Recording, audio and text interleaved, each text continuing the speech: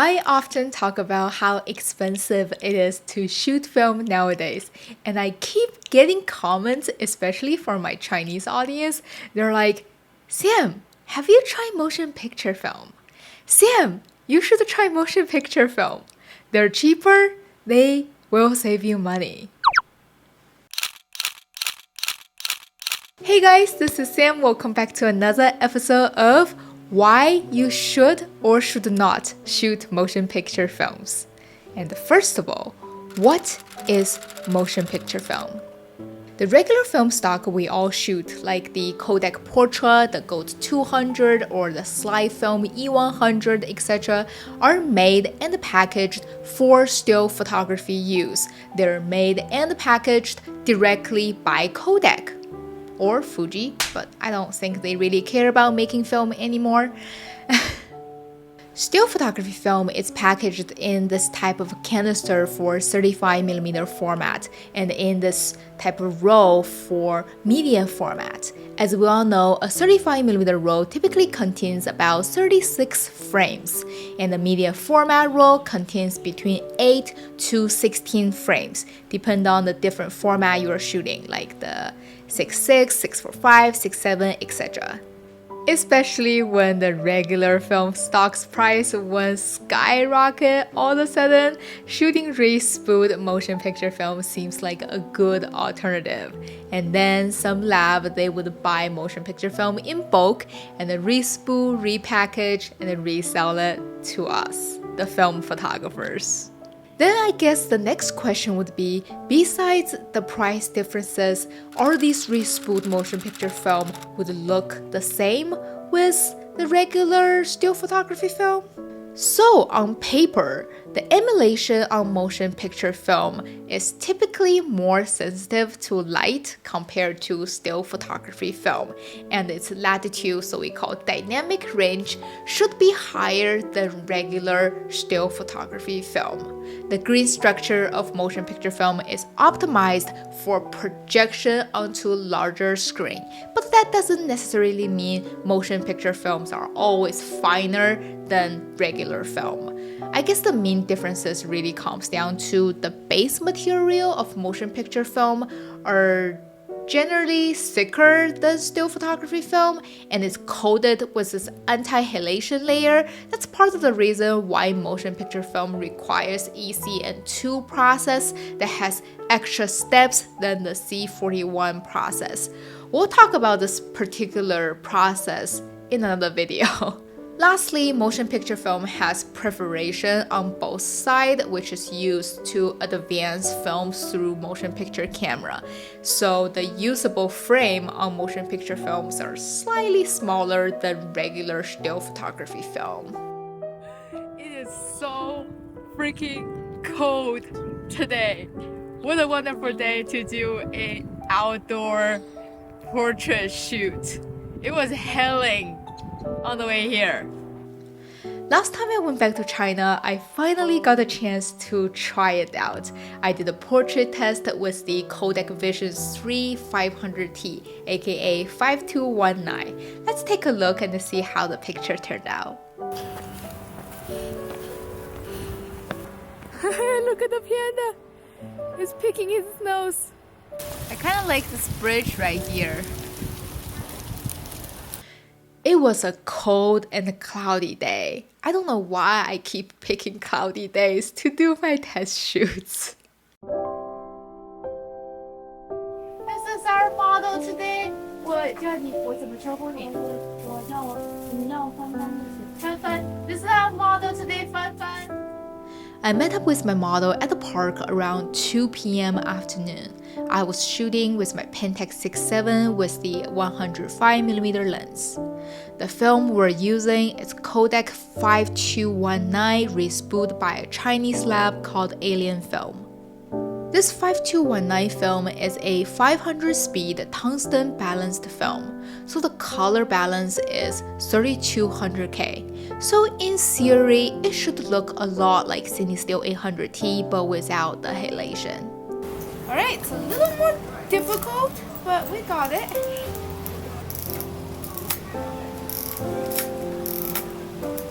Alright, let's set the ISO to 500. I think I would want to overexpose a little bit because it's really dark and really cloudy today.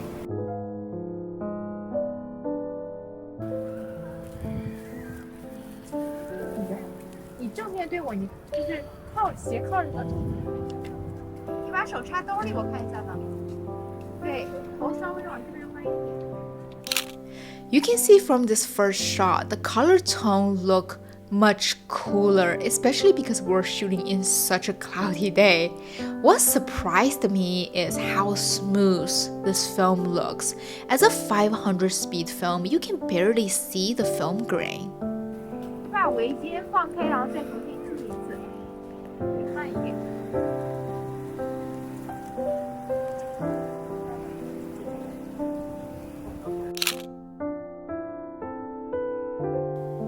The color and the contrast look kind of flat. We were shooting under very even and soft light though.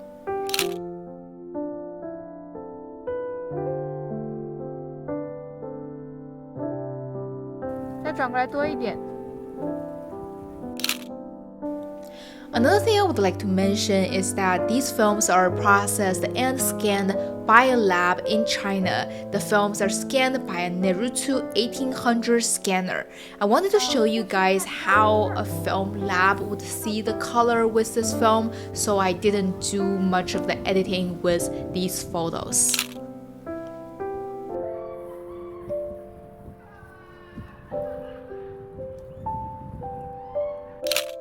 It was the middle of the winter, there are not much color in the background, and we picked this full black wardrobe for this test shoot. I can't really tell how this film handles color. Oh, look at this! This one has some color. The blue looks pretty blue.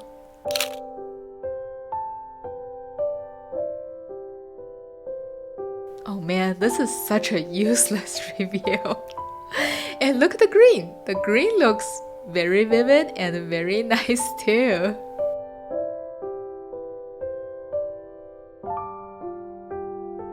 I like how it renders skin tone though. It is very similar with CineStill 800T, but even more neutral. Shooting with 6:7 format is fast, because there are only 10 frames. So to see the differences, I decided to shoot another roll of Portra 400.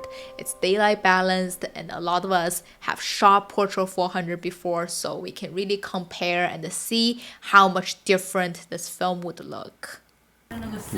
You chose to have the nails.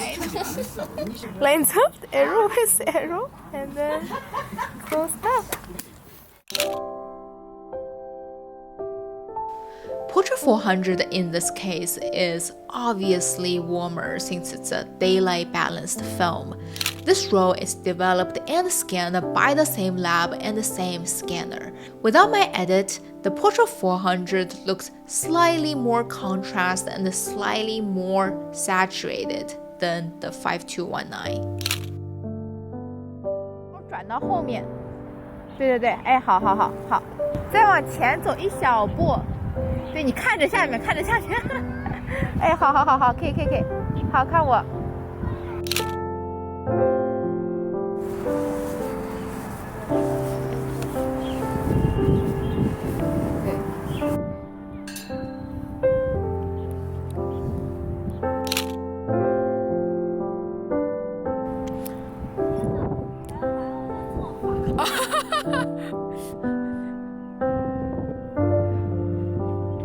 头发太多了在脸上，哎，对。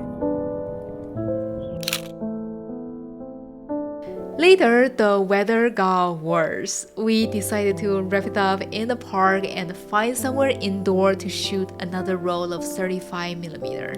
Soon we found this huge coffee shop. I loaded up another roll of 5219 from Reflex Lab. This time we were shooting with my Canon A1. This is the only 35mm camera. I brought it back to China with me. The images came out not as clear and sharp as my Canon 1V at 35mm goes, but we can still roughly get some idea of how this film looks on 35mm.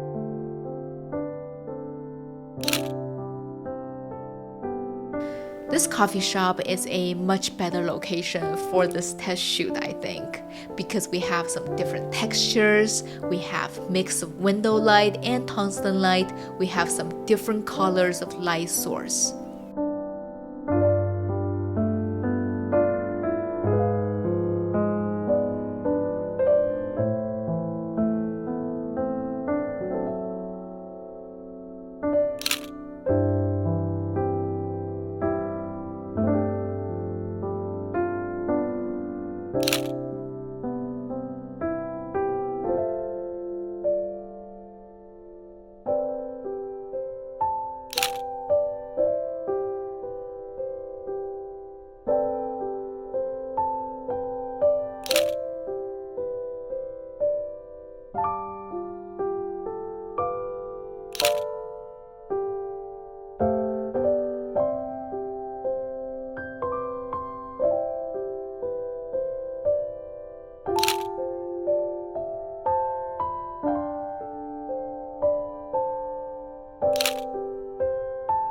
Since we were indoor under pretty low light, I shot a lot of these photos close to wide open. If you watched my previous A1 review video, I talked about how the 15mm 1.4 lens is not very sharp at wide open, and some of these shots are also shot with very low shutter speed as well, so they're a bit loosey and blurry. Oh, can you guys see? It's hailing. Oh, 可爱，哈哈，可爱。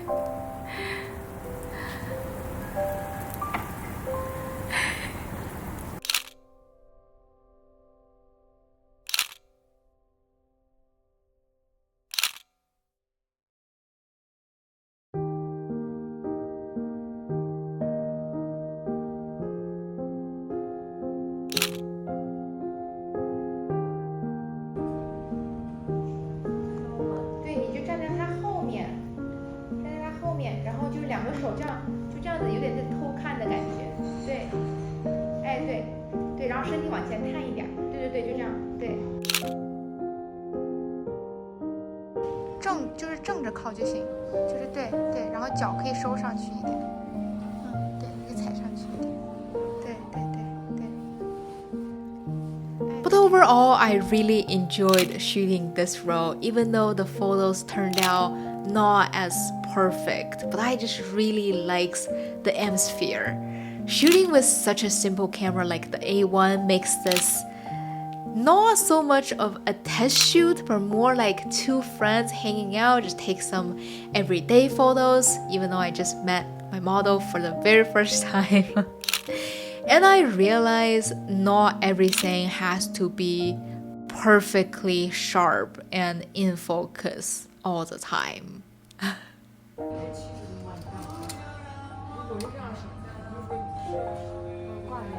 是挂上，是感觉是挂上的，对吧？哎，哪这个声音了？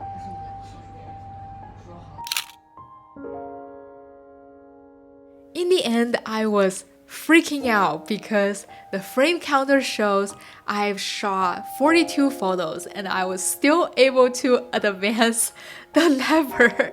I was so terrified because I may not load the film properly, but every time I advance, it clearly feels like there are film in there being advanced, and when I rewind the film back in the end, it feels like it was properly rewinding. Anyway, turned out I somehow missed the very first couple of shots, which is very odd. I still don't know what happened there. We already shot at least 43, 44 shots, which is crazy. Normally you only have 36 shots. Yeah, it feels like it's in. Yeah, see, like now there's nothing. You don't even hear it. Once again, thanks to my model, it was a super cold day and she was being so nice and so patient with me. I had a lot of fun doing this test shoot. Thank you! Now let's talk about why I waited so long to try this film and why you should or should not shoot with this film. In theory, motion picture films are cheaper than regular still photography film. However, I live in LA. There are not many labs out there that respools motion picture film professionally, and on top of that, not many labs even do ECN2 process. Even if they do, they normally charge more than C41 films. So to me, shooting motion picture film doesn't really cost less if you calculate shipping and everything. I would definitely be saving money if I respool and process motion picture film myself. But once again, that would be a lot of work and also a lot of money upfront to buy motion picture film in bulk. So, if you're in China, respooled motion picture films are much more accessible and affordable. Processed motion picture films are more accessible and affordable. But here in LA, not so much. If you don't care about the cost efficiency, if you're just curious about how much differences motion picture film can make, or maybe you just wanted to shoot with the same film that your favorite movie was shot on, then yeah, why not? Otherwise, I think you have much more choice with regular still photography film, and the price is slowly coming down, hopefully. Coming down, right? That being said, I did brought a whole bunch of this type of film back with me from China. I will definitely be shooting more and I wanted to try ECN2 process myself. And also, I think I really need to scan and convert this film by myself to really understand the color of it. So I will definitely be exploring motion picture film more down the road. And now it is your chance to hit that subscribe button and join me on this fun Sam Learn Photography Stuff journey. And this is Sam. I will see you next time. Bye!